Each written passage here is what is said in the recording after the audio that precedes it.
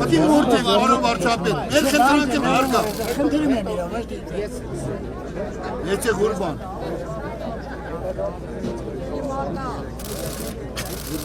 O hemşi bir yerine sesi.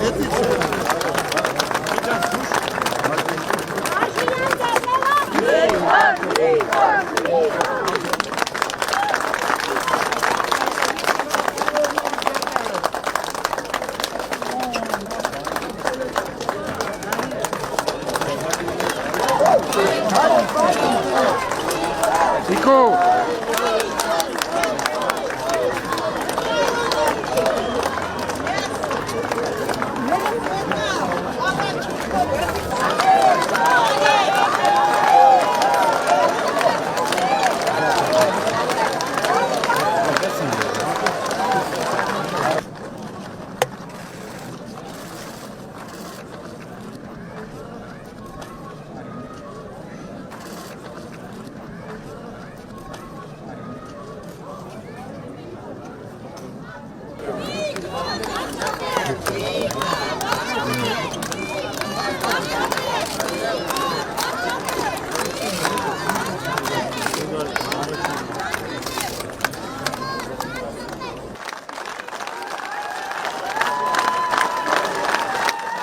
Ակումբի սիրելի հայրենակիցներ,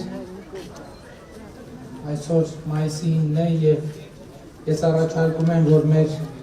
խոսակցությունը սկսենք Ակումբ համայնքի մեր զոհված զինծառայողների հիշատակը 1 րոպե լռությամբ հարգելով։ Խաչատրյան Գառնիկ Հուսիկի, Սիմոնյան Արծրուն Ժիրայրի, Խաչատրյան Գառնիկը մայոր զինված ուժերի, Սիմոնյան Արծրուն Ժիրայրի պայմանագրային սերժանտ, Ջանիբեկյան Արտաշես Կորյունի պայմանագրային շարքային, Խաչատրյան Արա Էդգարի ժամկետային շարքային, Ավետիսյան Սուրիկ Իշխանի ժամկետային շարքային, Պետրոսյան Էդվարդ Մանվելի պայմանագրային շարքային, Հովանեսյան Նարեկ Կամսարի ժամկետային շարքային, Հավերժ Փարք 1 րոպե լռությամբ հարգենք նրանց հիշատակը։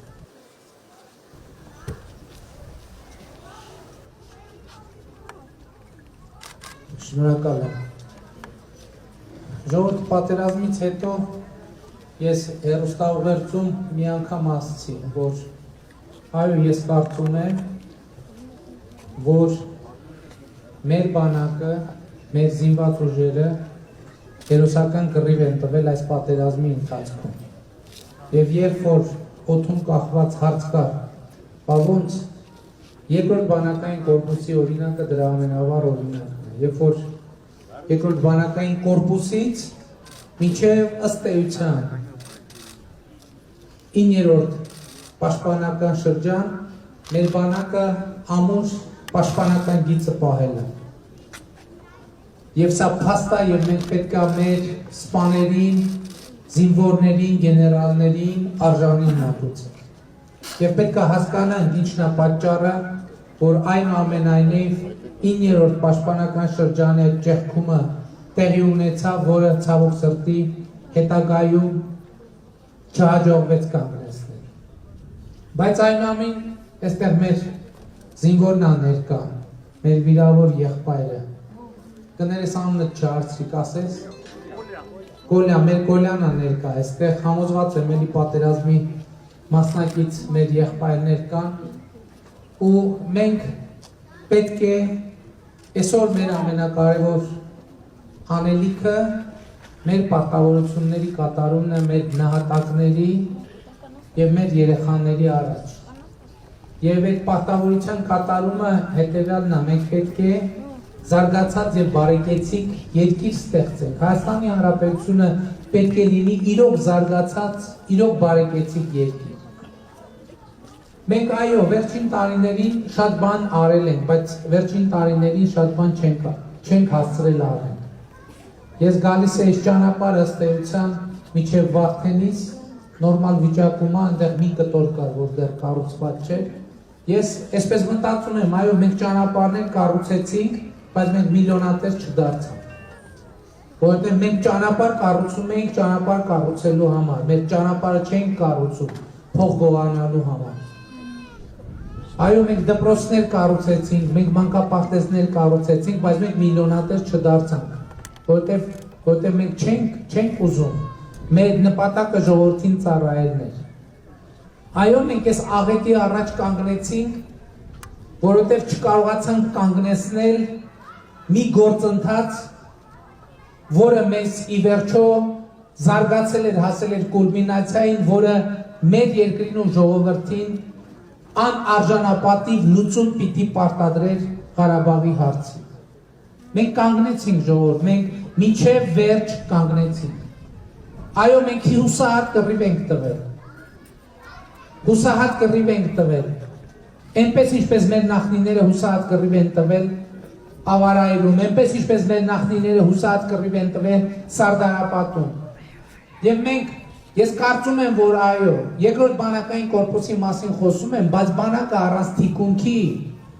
չի կարող պայքարել։ Եվ ես ուզում եմ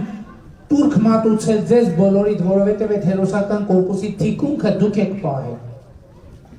Դուք հավասարապես եւ հերոսաբար կանգնել եք մեր հայրենիքի պաշտպանության դիրքերում։ Բայց էլի պատերազմից հետո անընդհատ այդ խոսակցությունն է զարգանում։ Չգիտեմ որտեղից էլ ծագեց, որտեղից ծագեց, ով առաջ բերեց այդ խոսակցությունը, թուրքը մեր թշնամին է, թե թուրքը մեր թշնամին չի։ Հարցը այն չի, թուրքը մեր թշնամին է, թե իհարկե մեր թշնամին է։ Այստեղ ով կա, որ որևէ նոր բան կարող է ասել։ Դա ասելով չի, դա պատմական փաստ եւ իրողություն է։ Բայց հարցը հետեւյալն է, մենք պետք է այո հանուն մեր նահատակների եւ հանուն մեր երեխաների պետք է այդ թշնամությունը կառավարել։ Չի կարելի թույլ տալ, որ այդ թշնամությունը ընդհանրապես այս տարածաշրջանում դառնա անկառավարելի։ Եվ ես հույս ունեմ, որ ժողովուրդը այս գաղափարը կընդունի եւ կաջակցի։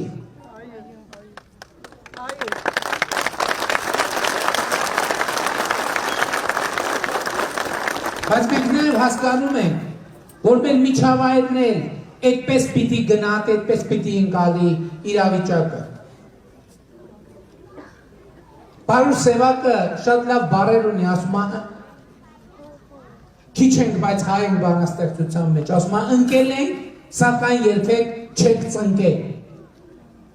Այո, այս պատերազմում մենք ընկել ենք, բայց այս պատերազմում մենք չենք ծնկել։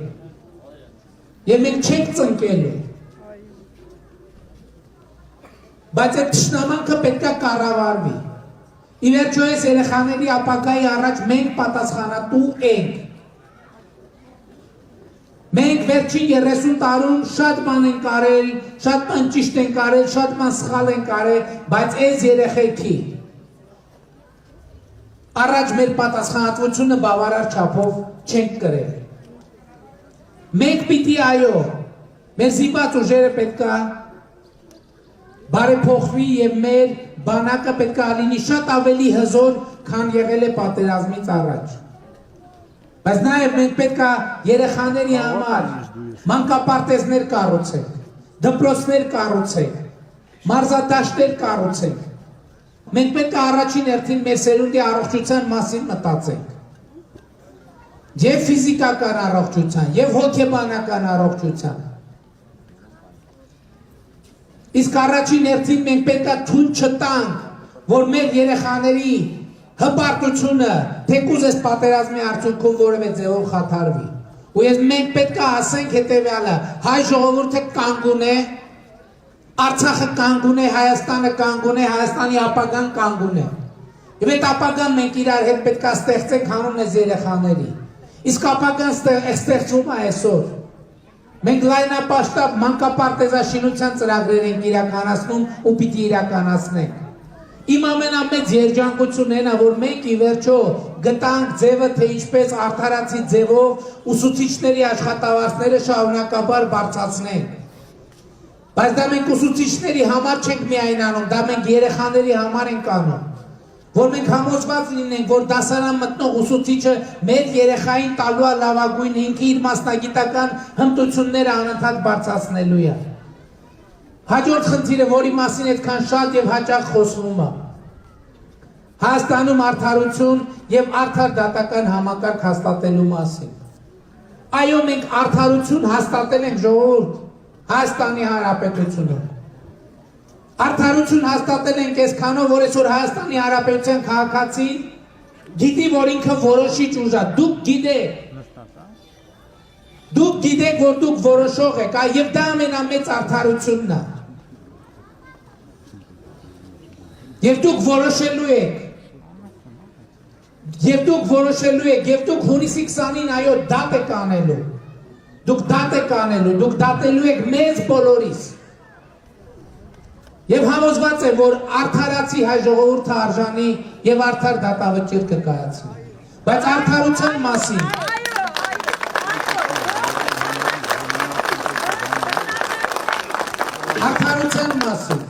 էլի ուզում եմ ասել, այսօր Հայաստանի Հանրապետության բանտերում պատմականորեն ամենակիչ մարդը կա, ամենակիչ մարդը։ Հայաստանի բանտերում երբեք ավելի քիչ մարդ չի եղել մեր երկրի պատմության ողջ ընթացքում։ Դա ինչ է նշանակում, դա նշանակում է հազարավոր հայրեր այսօր իրանց երեխաների կողքին են, դա ամենամեծ արդարությունն է։ Դա նշանակում է, որ այսօր Հայաստանի բանտում ոչ մի արդար մարդ չկա, բանտում ոչ մի արդար մարդ չկա, այսինքն բանտում միայն այն մարդիկ են, ովքեր օրենքով արդարորեն պիտի այդտեղ գտնվեն, բայց մենք այդ մարդկանց էլ վերաբերվում ենք որպես մեր եղբայրների։ Երրորդ հանրապետության պատմության մեջ առաջին անգամ կալանավորը պետության տված հացը ուտում է, որովհետև պետությունը հաց է տալիս կալանավորին։ Որովհետև այսպիսին է քրիստոնյա ժողովուրդը եւ քրիստոնյա պետությունը եւ քրիստոնյա իշխանությունը։ Աստվածաշնչում այսպիսի մի խոսք կա, ասում է բանտում հիվանդ էի եւ չեկար ինձ տեսության, բանտում էի եւ չայցելեցիր ինձ։ Այսօր բանտում գտնվող ամեն մարդ տեսնում է, անկախ նրանից իր կատարած արարքի, որ պետությունը ամեն օր այցելում է իրան։ Եվ պետությունը հնարավորություն է տալիս, որ այդ մարդը վերադառնա բնականոն կյանքի։ Սա արդարություն է, սա մեծագույն արդարություն է։ Այո, բազմաթիվ մարդիկ, ովքեր որ պետք է լինեն բանտում, գուցե ազատության մեջ է։ Բայց ոչ մի անմեղ մարդ բանտում չի, եւ սա մեծագույն արդարություն է։ Ես ուզում եմ ձեզ բոլորին շնորհակալություն հայտնել առաջին հերթին այն բանի համար, որ դուք լավատես եք եւ դուք ընկճված չեք։ Եվ ես համոզված եմ, որ մենք իրար հետ աշխատանքով, չարչարվելով, տրտմելով, տխրելով, մենք մեր հայրենիքը շենացնելու ենք։ Մենք մեր տարածաշրջանում թշնամությունը կառավարելու ենք, թույլ չենք տալու, որ այդ թշնամությունը դառնա անկառավարելի։ Այո, մենք պետք է մեր երեխաների համար խաղաղ ապագա ապահովենք, բայց այդ խաղաղ ապագան չի կարող լինել անարժանապատիվ։ Մենք պետք է արժանապատիվ խաղաղություն ապահովենք, զարգացում ապահովենք, բարեկեցություն ապահովենք, եւ ես շնորհակալ եմ, որ դուք համաձայն եք այս մտքի հետ, որովհետեւ այս երեխաները պիտի ապրեն ազատ, հզոր եւ երջանիկ Հայաստանում։ Շնորհակալ եմ բոլորիցը։ Ուզում եմ բոլորիս խոնարհումով մեր բոլոր նահատակների առաջ շնորհավորել բոլորիս երաթոնի առիթով։ Այս տարի մենք տրտմած ենք, տխուր ենք, այլ կերպ ենք մտածում, բայց սա առիթ է, սա շատ լավ առիթ է, որ մենք մեր մասին մտածենք, մենք մեզ ավելի լավ ճանաչենք, մենք ինքնահայեցման մի շրջան անցնենք, որից դուրս ենք գալու ուժեղացած, անպայման ուժեղացած, հանուն մեր նահատակների, հանուն մեր զինվորների, հանուն մեր երեխաների։ Շնորհակալ եմ։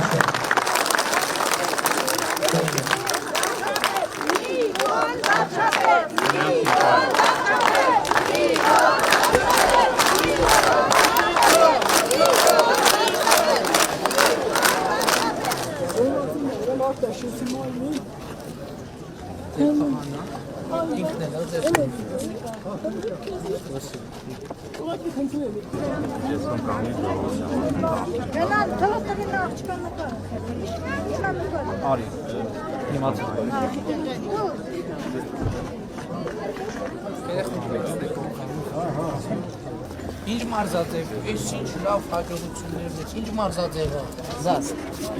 բասկետբոլ, այս ինչ առաջնություն է, հայրենական մեծ պատերազմի հաղթանակի նվիրված, վասկ մարզաձևի բաց մրցույթ, մասնակցելու է քանի մետր։ Կարող եմ ասել, պարոն վարչապետ, միջոցառումը նվիրված է հայրենական մեծ պատերազմին, եռատոնի կապակցությամբ, վազքի մրցում էին կազմակերպել, բայց ընդհանրապես քիքբոքս մարզաձևն էին ներկայացնում, բայց տարբեր մրցաշարեր համայնքում կազմակերպում են։ Մարզիչն եք։ Ես շատ համայնքի մեր մարզի քիքբոքսինգի պատասխանատու եմ, Գեղարքունիքի մարզի։ Շատ կարևոր է, որ զբաղվեն սպորտով։ Մեր երեխեքը շատ լավ Շատ ապրեք։ Ձեզանից շնորհակալ ենք, պարոն վարչապետ։